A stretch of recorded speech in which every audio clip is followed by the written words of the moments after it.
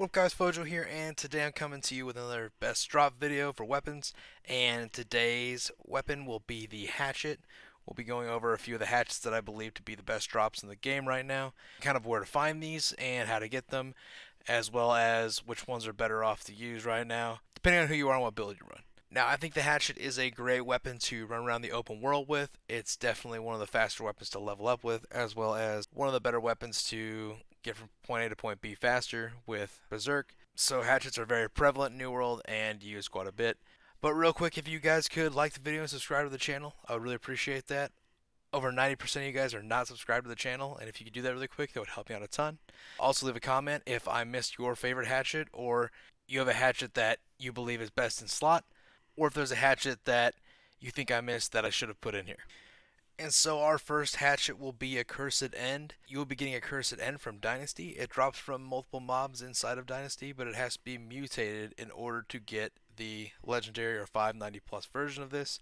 So make sure to go in and do Mutated Dynasty to get a Cursed End. Like I said, it doesn't matter what mob it drops from, drops from multiple mobs within it.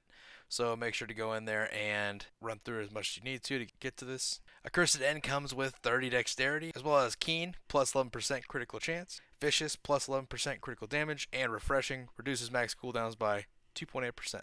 Now this one comes with a lot of great perks on it, probably one of the better hatchets in the game right now. So this is definitely a good option to pick up and run as your hatchet. Now coming up to our next hatchet, we are going to go to the Remnant of Before. Now the Remnant of Before is something you'll be getting from OPR. So this one's going to be a little tougher to get. You're going to have to run OPR a bunch of times in order to hopefully get this from one of the caches at the end of the game. But it comes with 30 Constitution, Chain Void, basic attack hits trigger a void chain that bounces between close targets and deals 11% weapon damage, as well as Refreshing, reduces max cooldowns by 2.8%, and Sturdy. Sturdy, you take 9.6% less stamina damage while blocking. So this could definitely be a tank hatchet. Could give you a different way to tank if you wanted to. There are a few on this list that will be tank hatchets that will be usable for that, but using Refreshing and Sturdy on this, I figured it would be kind of a solid pick. Moving on to the next one, it'll be the Settler's Friend. The Settler's Friend hatchet will be dropping from Genesis, and it is another one of those that it will be dropping from multiple enemies. So go in there, run Genesis as much as you can, and get this hatchet. The Settler's Friend will be dropping with 30 dexterity, Ancient Bane plus 14% damage to Ancients, Keen plus 11% critical chance, and Vicious plus 11% critical damage. So this is especially good for if you're fighting Ancients, so if you want to take this into Laz, it'll be very helpful in there. Our next hatchet will be Follow Fields, or Fallow Fields. Not sure which way that goes. You will be getting this one from Isabella in Tempest Dungeon, and she tends to not drop things as much as she needs to, so make sure to go through this dungeon multiple times if you have to get this. And this one will be coming with 30 strength. Automatically comes with a taunting gem inside of it, as well as Hated. You generate 14% more threat. Keenly Fortified, on critical gain 10% fortified for 3 seconds, and Refreshing, reduces max cooldowns by 2.8%. This would be a great tank hatchet right now, maybe the best tank hatchet there is. So this would be a great pickup if you are a tank wanting to do the hatchet build and give it a shot. Make sure to pick up Follow Fields. And so we come to our next one, which is the Blackguard's Hatchet, which is also from Tempest. So Blackguard's Hatchet will be dropping from Uzret, who is going to be your first mini boss in Tempest Heart Dungeon. So when you get to the portal that you have to close, that will be where he spawns. He's the first large enemy that spawns there. So take him out and try and get the Blackguard's Hatchet. Blackguard's Hatchet does come with 30 strength. Thwarting strikes deal 11% additional damage while you have active grit. Keen, plus 11% critical chance, as well as Keenly Empowered, on critical gain 15% power for 5 seconds. For our next hatchet, we'll be going over Dreadwake. Dreadwake is a hatchet you will be getting from Dynasty as well. So inside of Dynasty, you can get this dropped from Oro, Joran, or Isabella. And again, this has to be mutated for you to get the 590 plus for this. Otherwise, you're not going to. So make sure to go into Mutated Dynasty to make sure to get this. Dreadwake will be coming with 30 strength. Enchanted, light and heavy attacks deal 9.6% more damage. Refreshing move, light and heavy attacks reduce your active weapon cooldowns by 2.8%. As well as Refreshing, reduces max cooldowns by 2.8%. I think Dreadwake is also a really great choice for a hatchet. Really helps cooldowns, goes through really fast.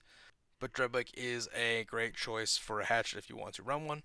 For our next one, we'll be going over to Violent Delight, and this is one you'll have to go to Merkguard for. It drops from multiple mobs over Merkguard, but the main one you will be fighting usually would be Archmagister Vocus, and he is one of the mages over there that you'll have to fight. If you're going to go fight Archmagister Vocus, I would suggest going over there as a group and trying to fight him that way.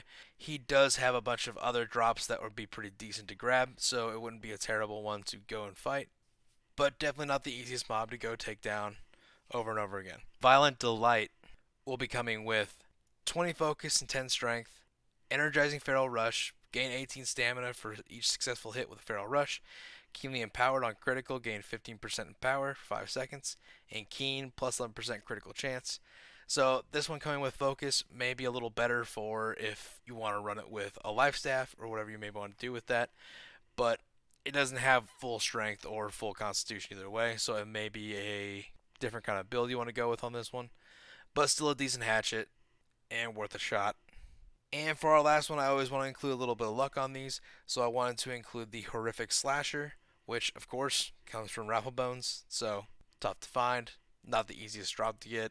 But the Horrifying Slasher comes with 20 Constitution, 10 Strength, Refreshing Ward, reduces active cooldowns by 1.9% after being hit 5 times, Luck 2.8% chance of rare items from chests and monsters, and Vicious plus 11% critical damage. So Horrifying Slasher would come into play when you have chest runs you want to do or a specific mob you want to farm that needs a lot of luck. This would be great for that. So if you happen to see this on the market, pick it up. If not, it's going to be a difficult farm to do because Rafflebones is even more difficult to find than he's ever been. But thank you guys so much for tuning in and watching another one of these. So far we've done both Warhammer and Great Axe. If you want to see those, they are in the same playlist. So what weapon do you want me to do next? And if you have a specific one you want me to include, make sure to drop it in the comments and let me know you want it in the list. Also let me know in the comments if I missed your favorite hatchet or one that you think really should be on this list. Or if you have one that's best in slot that was crafted or made. But once again, thank you guys so much for being here. We'll have more videos out soon. I hope to see you there.